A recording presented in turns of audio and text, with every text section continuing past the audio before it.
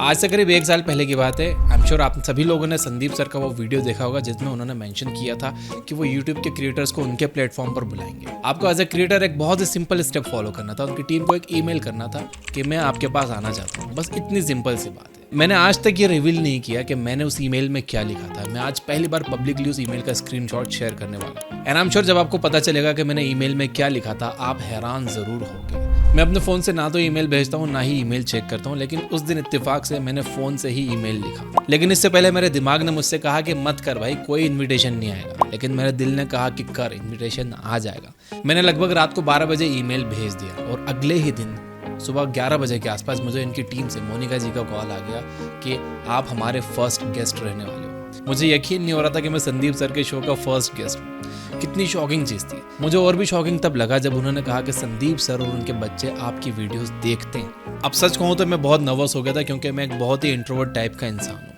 मैंने मोनिका जी से कहा कि देखिए, मैंने इससे पहले कभी पब्लिक स्पीकिंग नहीं की है तो मैं थोड़ा नर्वस फील कर रहा हूँ। ये बात उन्होंने संदीप सर को बताई और संदीप सर ने मुझसे एक जूम मीटिंग रखी। जूम कॉल से पहले भी मैं बहुत ज़्यादा नर्वस था। मेरे पसीने छूट रहे थे कि मैं क्या बात करूँगा। संदीप, महेश्वरी सर आने वाले हैं कॉल पे। लेकिन बहुत अच्छी मीटिंग हुई। मेरी प्रॉब्लम वो समझ गए थे। उन्होंने मुझसे कहा कि एक काम करते हैं, अमन धतरवाल भी आने वाले हैं, आपकी शूटिंग डेट आगे बढ़ा देते हैं। जब आपका एपिसोड शूट होगा उससे एक दिन पहले अमन का एपिसोड रिलीज हो जाएगा। इससे आपको आइडिया हो जाएगा कि शो का फॉर्मेट क्या रहने वाला है और आप इतना नर्वस फील नहीं करोगे। तो मैं दिल्ली पहुंच गया और एपिसोड से कुछ 5-10 मिनट पहले जब मैं रास्ते में था उनके स्टूडियो के, तब सर का कॉल आया और उन्होंने मुझे बहुत कंफर्टेबल फील करवाया। और इन द एंड सब कुछ बहुत अच्छा हुआ। आई मीन बियॉन्ड एक्सपेक्टेशंस हुआ। सेशन के बाद करीब 1 घंटा सर और मैं उनके कैबिन में बैठे थे। उनकी फेवरेट चाय पी, बातें की, सेल्फीज ली। लेकिन घर पे आके मैंने सोचा कि अगर मैं सोशली इतना एंशियस फील करता हूँ, मैं इतना परेशान हो जाता हूँ, तो आई एम श्योर मेरे जैसे और भी कई लोग होंगे। And I was right. क्या आपको पता है कि इंडिया में 7.8% under graduates socially anxious feel करते हैं और इंस्टाग्राम और फेसबुक रील्स को as a coping mechanism use करते हैं। तो आपका यहाँ सवाल होगा कि सर सॉल्यूशन क्या है लोगों से बिना डरे बात करने का? इसी बारे में ये वीडियो है। रेडी हो तो कमेंट कर देना आई एम रेडी। और हाँ, मैंने शुरू में कहा था कि आपको ईमेल का स्क्रीनशॉट बताऊंगा। ये रहा आपकी स्क्रीन पर। मैंने लिखा था कि बुला लो सर, मजा आएगा। इतनी सिंपल सी बात थी। पसंद आई हो तो लाइक तो बनता है यार। शुरू करते हैं। इमेजिन करो आप किसी फ्रेंड के बर्थडे पार्टी पर गए हो और रूम में एंटर करते ही आपकी नजर एक बहुत ज्यादा ब्यूटीफुल लड़की पर पड़ जाती है।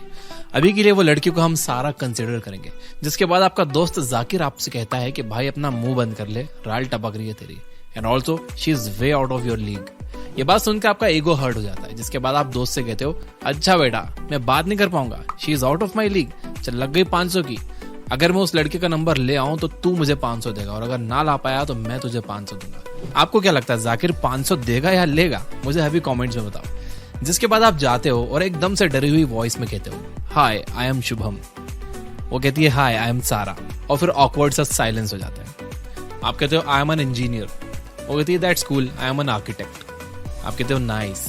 अब सारा एक वियर्ड लुक दे रही थी। फिर आप कहते हो, मैं वडाला में रहता हूँ। सारा कहती है, ग्रेट, मैं मरीन्स में रहती हूँ। आप कहते हो, नाइस, मुझे क्रिकेट खेलना पसंद है। वो कहती है, मुझे कंटेंट बनाना पसंद है। ये कन्वर्सेशन इतनी गंदी और ड्राई हुई कि शुभम में सारा से नंबर लेने की हिम्मत ही नहीं बची, क्योंकि दोनों सारा और शुभम को समझ आ गया था कि ये कन्वर्सेशन काफी रोबोटिक हो चुकी थी और शर्त के हिसाब से जाकिर 500 जीत जाता है। तो इसका सोल्यूशन क्या है? बहुत आसान है। आप देख सकते हैं कि वो जो कन्वर्सेशन है वो क्लोज्ड एंडेड कन्वर्सेशन है, विच मीन्स आपको उसके आंसर या तो हाँ में मिलेंगे या ना में मिलेंगे या एक लाइन में मिलेंगे। आपका ऑब्जेक्टिव ये होना चाहिए कि आप ओपन एंडेड क्वेश्चंस पूछो जिससे उनका आंसर एक बड़े पैराग्राफ में आए। फॉर एग्जाम्पल, क्या आपको पार्टीज पसंद है? अगर हाँ तो आपको पार्टीज के बारे में क्या अच्छा लगता है? एक और एग्जाम्पल ये हो सकता है कि you look super pretty in this red dress and your skin is glowing. तो आप क्या स्किन केयर रूटीन फॉलो करती हो? ये कुछ बेसिक एग्जांपल्स थे। आप अपने से इम्प्रोवाइज कर सकते हो और आपका major objective open ended questions पूछना ही होना चाहिए, जो आपको कन्वर्सेशन लंबे टाइम तक होल्ड करके रखने में आपकी हेल्प करेगा। क्योंकि जितनी लंबी और इंसाइटफुल आपकी कन्वर्सेशन होगी उतना ही अच्छा आपका रैपो बिल्ड होगा। यही है पहला point, ask open ended questions. Number 2, sticky eyes. Imagine करो आप एक इंटरव्यू के लिए जाते हो और इंटरव्यूअर आपसे कोडिंग से रिलेटेड 3-4 क्वेश्चंस पूछता है और यहाँ अच्छी बात यह है कि आपको तीनों का आंसर सही तरीके से आता है, तो आप फटाफट उन तीनों क्वेश्चंस का आंसर कर देते हो। पर यहाँ पे एक दिक्कत ये है कि आप सही आंसर देते तो हो, पर अंदर से अंडर कॉन्फिडेंट होने की वजह से आप इंटरव्यूअर के साथ आई कांटेक्ट नहीं बना पाते और इंस्टीड नीचे देख के या आजू बाजू देख के आप आंसर देते हो। जिसके बाद आपका फ्रेंड राहुल इंटरव्यू देने आता है और उससे भी सेम 3 क्वेश्चन पूछे जाते हैं, जिसके आंसर वो इंटरव्यूअर्स की आंखों में देखकर डिसेंट आई कांटेक्ट करके देता है, और कंपनी में सिर्फ एक ही पोजीशन ओपन है। तो आपको क्या लगता है वो पोजीशन किसको मिलेगी, आपको या राहुल को? ऑब्वियस सी बात है वो पोजीशन राहुल को ही मिलेगी। क्यों? क्योंकि कंपनी को प्रॉब्लम सॉल्विंग वाले लोग पसंद तो हैं, बट उन्हें कॉन्फिडेंट लोग ज्यादा पसंद है। ऐसा कहा जाता है कि जो दिखता है वो बिकता है। और आप भी बताओ ना, कोई बंदा नीचे देख के बात करेगा तो आपको वो अट्रैक्टिव लगेगा क्या? बॉडी लैंग्वेज के हिसाब से ऐसा सिग्नल जाता है कि this guy is guilty of something, ये कुछ छुपा रहा है, इसके अंदर बहुत बड़ा गिल्ट है। तो हमेशा मेक श्योर करें कि आप बात करते करते आई कांटेक्ट बना कर रखो। अब मैं ये भी नहीं कह रहा कि सामने वाले को घूरते जाओ, it looks creepy, but what I am saying कि आई कांटेक्ट रखने से आपकी perception as a confident individual सामने आती है। तो कुछ टाइम तक सामने वाले की आंखों में देखो, then break the contact, then repeat it. Also research के हिसाब से आपको मेन के लिए आई कांटेक्ट थोड़ा सटल रखना चाहिए और वुमेन के लिए थोड़ा सा इंटेंस। नंबर 3, पैरटिंग। लील लॉन्डिस की book how to talk to anyone में से parroting concept is one of my most favourite concepts. Parroting का मतलब समझना हो तो ये बहुत सिंपल है। एक तोता क्या करता है? हाँ भाई, मिर्ची खाता है। और क्या करता है? वो आपकी बातों को exactly same to same repeat करता है। पैरटिंग का कॉन्सेप्ट यूज करके आप किसी से भी जितने घंटे चाहो उतने घंटे बात कर सकते हो, क्योंकि इसमें आपको सेम लाइन और सेम वर्ड को रिपीट करते जाना है। And you will be shocked कि आप सिर्फ सामने वाले के सेम वर्ड या लाइन को रिपीट करके कन्वर्सेशन को घंटों तक चला सकते हो। इमेजिन करो कि आपके ऑफिस में एक नई लड़की आई है और आपको उसके साथ जाकर बात करनी है, पर एज यूजुअल आपको कन्वर्सेशन करना नहीं आता। आपको बस उस लड़की के कोई भी लाइकिंग या किसी भी चीज को लेकर सिर्फ एक कन्वर्सेशन स्टार्ट करना है। तो आप ऑफिस पहुंचते हो और आपके नसीब इतने अच्छे हैं कि आपको तुरंत खाली लिफ्ट मिल जाती है, जिसके बाद दरवाजा बंद हो ही रहा होता है, उतने में एक हाथ आके लिफ्ट को रोक देता है। वो हाथ होता है शनाया का। शनाया कौन? अरे वही जो आपके ऑफिस में भी रिसेंटली ज्वाइन हुई है और आपको उससे बात करने का मन था, वही। तो लिफ्ट में उसके ईयरफोन से बाहर आपको जस्लिन रॉयल का गाना सुनाई देता है और आपको बस ये पॉइंट पकड़कर शनाया के साथ कन्वर्सेशन स्टार्ट करनी है। जैसे कि आप कहते हो जस्लिन रॉयल की आवाज काफी अच्छी है। शनाया कहती है वाह, तुम्हें भी वो पसंद है, मैंने तो उसके सारे सॉन्ग सुने। फिर आप कहते हो सारे सॉन्ग्स? शनाया कहती है हाँ यार, शी इज स्वीट और उसका सॉन्ग खो गए हम कहाँ इज मैजिकल। फिर आप कहते हो खो गए हम कहाँ? फिर वो कहती है क्या तुमने उसका इतना वायरल सॉन्ग नहीं सुना? फिर आप कहते हो वायरल सॉन्ग? फिर वो कहती है यार तुम्हें वो सॉन्ग सुनना चाहिए, ये लो मेरे ईयरफोन्स।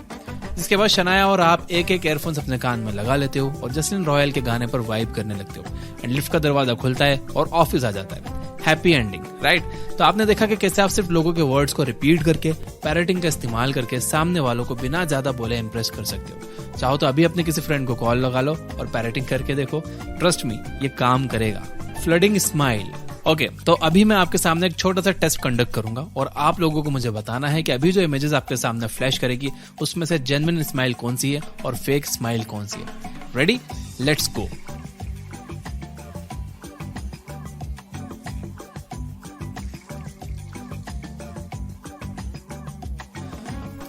ओके, तो फर्स्ट पिक्चर में लेफ्ट वाली स्माइल जेन्युइन थी, सेकंड पिक्चर में भी लेफ्ट वाली जेन्युइन स्माइल थी और थर्ड वाले में राइट वाली स्माइल जेन्युइन थी। आपका क्या स्कोर आया मुझे अभी कमेंट्स में जाके बता दो। अब ये छोटा सा गेम हमने क्यों खेला? क्योंकि मुझे आपको ये समझाना था कि स्माइल एक बहुत बड़ा रोल प्ले करती है इफेक्टिवली कम्युनिकेट करने में। आपने कैसे तुरंत से पकड़ लिया कि कौन सी जेन्युइन है और कौन सी फेक स्माइल है? ये कैसे हुआ आपको पता है? ह्यूमन माइंड बहुत ही स्मार्ट है facial and physical patterns recognise करने के लिए। तो आप भले ही कॉन्शियसली ना समझ पाओ कि सामने वाला पर्सन जेन्युइनली आप में इंटरेस्टेड है या नहीं, पर आप सब कॉन्शियसली चीजें रिकॉग्नाइज करके जरूर ये समझ जाते हो कि ये पर्सन रियल है या फेक। तो स्माइल बहुत बड़ा रोल प्ले करती है किसी पर्सन को इन्फ्लुएंस करने के लिए, क्योंकि जब आप जेन्युइन स्माइल करते हो तो बाय डिफॉल्ट सामने वाले भी एकदम से ईज आउट हो जाते हैं और उन्हें ये सब कॉन्शियसली समझ आ जाता है कि ये बंदा जेन्युइन है। तो यहाँ सवाल आता है कि सर स्माइल कैसे की जाए? तो बेसिकली आपको इमीडिएटली स्माइल नहीं करना है, क्योंकि ये सामने वाले को थोड़ा अजीब सा फील करवा सकता है और थोड़ा फेक भी लग सकता है कि ये अचानक से कैसे हंसने लगा। आपका गोल एकदम ऑथेंटिक वे में स्माइल करना होना चाहिए। तो आपको सबसे पहले तो सामने वालों को देखते ही 1-2 सेकंड्स का पॉज लेना है, जिसके बाद आपको स्लोली एक फ्लडिंग स्माइल करनी है, जहां पे आप टाइम लेके स्लो वे में स्माइल करो, जिससे आपकी फ्लडिंग स्माइल बहुत ऑथेंटिक और चार्मिंग वे में प्रेजेंट हो। यहाँ तक ये वीडियो देख रहे हो तो स्माइल करते हुए लाइक कर दो और मैं ऐसे कर देता हूँ समराइज।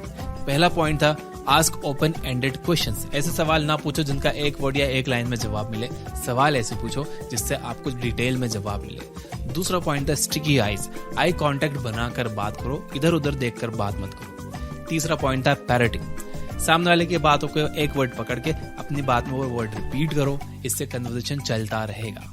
और आखिरी पॉइंट था फ्लडिंग स्माइल।